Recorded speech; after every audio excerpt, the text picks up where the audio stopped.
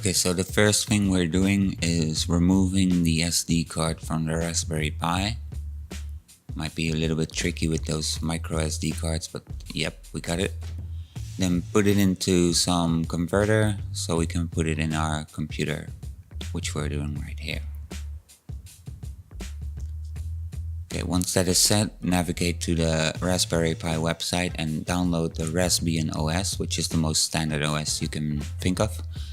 In a later stage we will download a more minimal OS so we can save on system resources, but for now go to where you downloaded the OS and unzip it. You will get an image file that we can then get into Win32 Disk Imager, which is some software you will also need to download. But once you have it, fire it up, browse for the image file, make sure you have your SD card port selected and hit write. It will format the SD card that you put in your computer and write the Raspbian OS to that disk, ready for the Pi. Once the write is successful, click OK, click exit, and you can now remove the SD card from your computer and put it back into your Raspberry Pi. I've removed the casing here, as you can see, so it's a little bit more clear what I'm doing. Put the card in there, yes. Now connect a screen, a keyboard and a mouse to it. And of course a power source.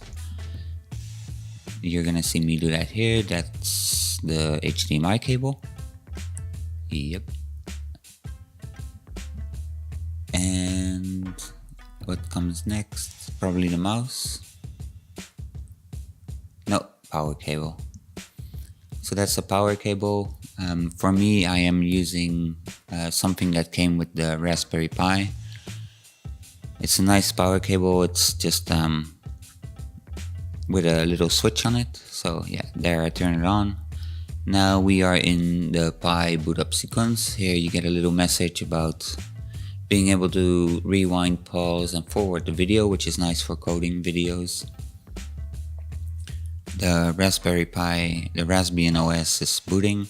We're gonna go through a little bit of setup, but it's a guided process, so it should be easy enough for you to follow. Basically, I'm just setting the country, the languages, and the Wi-Fi password. So we have a network, you know.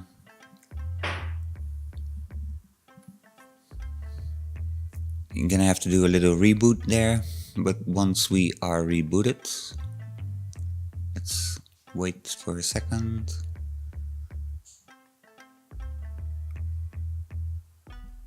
There we go. Fire up a terminal. It's the little black icon.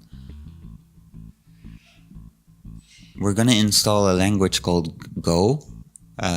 It's easier to Google if you type in Golang.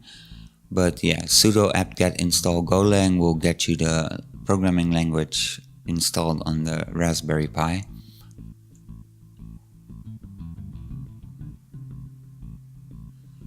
Then quickly fire up a browser and download the ARM version of the Arduino software. We're gonna be able to program the Arduino right from the Raspberry Pi. This isn't a very efficient process because the Raspberry Pi is a bit slow, especially when you run a big OS like Raspbian on it. But it saves us the hassle of having to program the Arduino on our main computer and then reconnecting it to the Pi to debug our programs. So for now we'll just do this.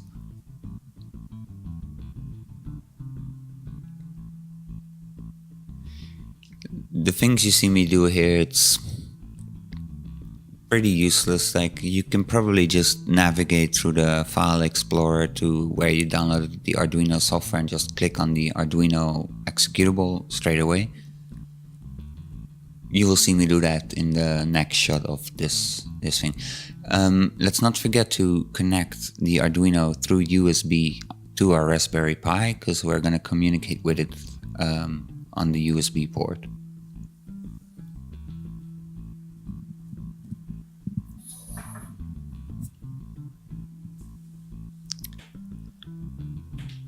So yeah, here you can see me using the actual file explorer to navigate to where we downloaded the Arduino software, click on the Arduino executable, execute it as a shell program.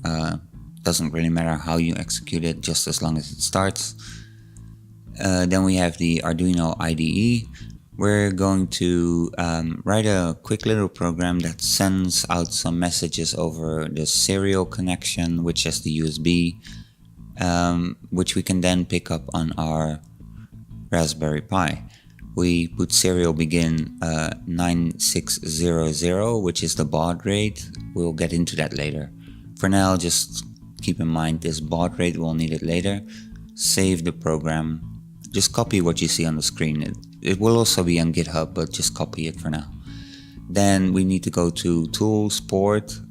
You can see where the Arduino is connected. Make a note of that port, TTY-ACM0. It might be called different on your Raspberry Pi, but we need that name, the TTY whatever it is. We need that name for later in our Go program. For now, this little program is enough. You hit the little arrow that you see me do on the Arduino IDE. That will compile and upload the code to the Raspberry Pi. Here I'm doing some stuff that you don't need to copy. I was on a little bit of a spree. Where it gets interesting again is here I'm just checking whether or not Go is installed. It is. Then you do have to make a directory called Go, but first I'm checking my Go environment. I see that my Go path isn't set. We need to set the Go path. I'm going to show you how to do that right now. Give me a second. I'm checking which file I need to edit. I need to edit my profile. I type in vim profile, but vim is not installed, so we need to install vim. Sudo apt-get install vim. That will install a little editor for our terminal. It's a pretty quirky editor. It's a little complex to use sometimes, but I will show you how to do it. You just type vim.profile. You go down to the bottom of the file, then you have to hit the letter I, the key I, to put it in insert mode. Then you can type. Then when you hit escape, you can type :WQ, and that will write and quit the program. Then mkdir go, cd go, touch test.go, that creates a file in that directory called test.go, and then type vim, I'm gonna type it, vim test.go. Now, don't forget to hit the letter I first, the key I, to put it in insert mode. Type package main, a func main. Just copy what you see on the screen exactly. Then we escape it by hitting the escape key, typing :WQ, and we need to get a package for serial communications for Go. So we do go get -u github.com/tarm/serial. We see that our Go path isn't set, so we type source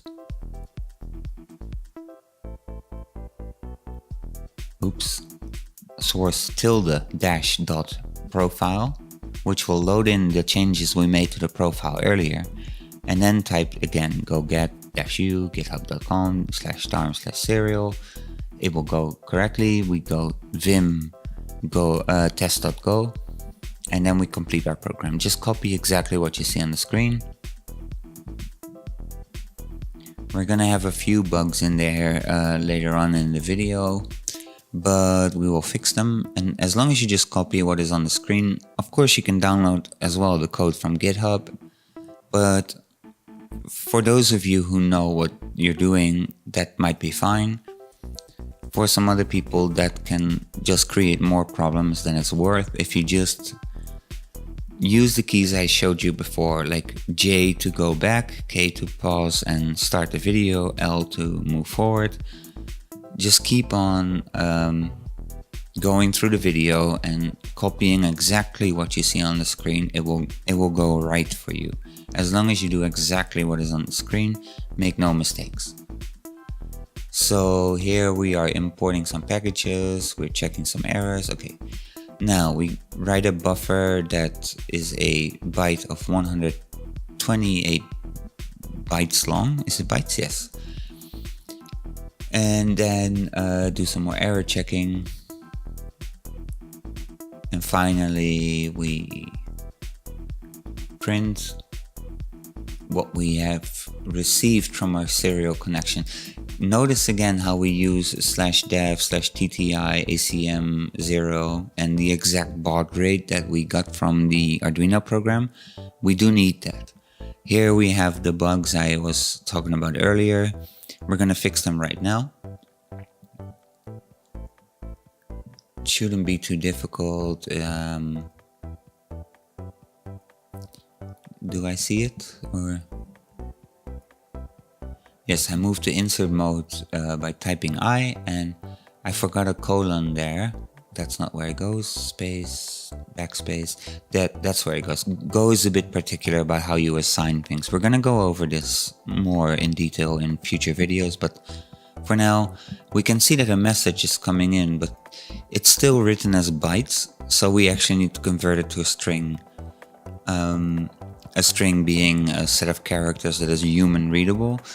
We're gonna do that right now. So we go again, vim test.go, go to our buffer. What are we doing here? Apparently I'm gonna import another.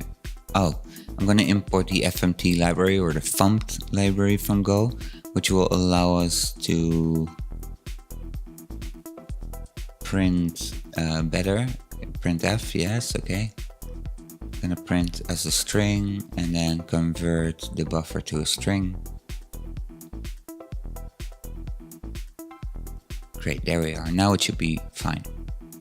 Gonna execute it, go run, test.go.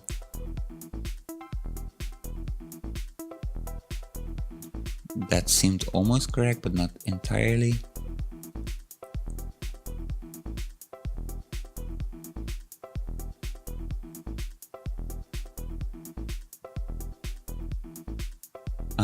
I'm just gonna put a new line in here, I remember. Colon WQ to quit. First press the escape key, then colon WQ. Now you can see it. Test from Arduino, which was what we put into the Arduino program, which we uploaded to the Arduino. So that's working right now. We have successfully connected the Arduino and the Raspberry Pi together, and that's where we're gonna end it right now.